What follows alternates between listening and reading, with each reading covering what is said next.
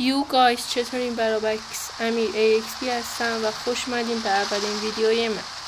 داخل این ویدیو اومدم با بازی GTA San Andreas و میخوام داخل این بازی به شما چند مکان اسلحه را نشون بدم.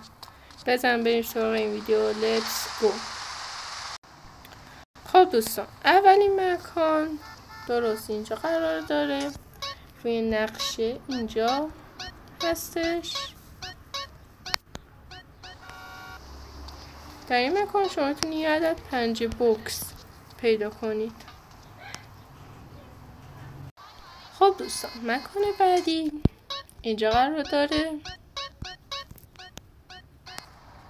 و اسلحه‌اش هم اینجاست. یک اسلحه گان. خب دوستان، مکان بعدی اینجا قرار داره که شما واسه به دست آوردن سلاحتون برمی آمدی این طرف و این طرف یادش شمشیر قرار داره. خب دوستان، سلاح بعدی اینجا قرار داره که وقتی که شما به این مکان میاین اینجا میتونید این اسلحه رو پیدا کنید.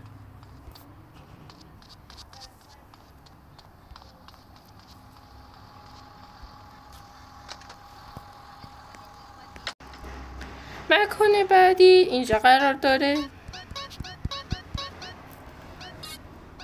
که وقتی شما به این مکان بیاین میتونید یه عدد اره برقی پیدا کنید.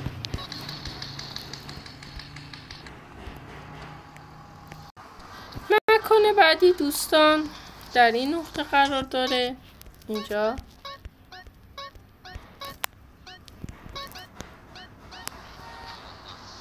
که وقتی شما به این مکان میاین میتونید یه عدد گان پیدا کنید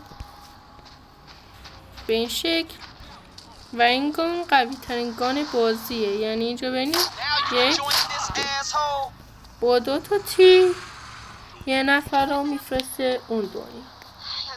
و دوستان، مکان بعدی درست زیر این پل قرار داره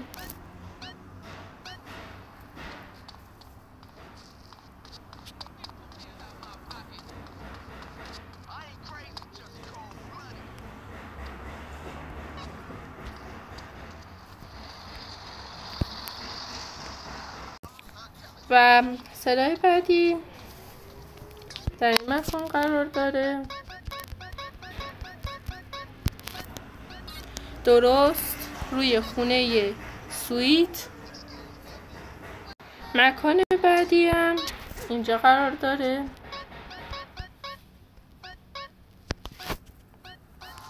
که وقتی به اینجا بیاین میتونی عدد گام پیدا.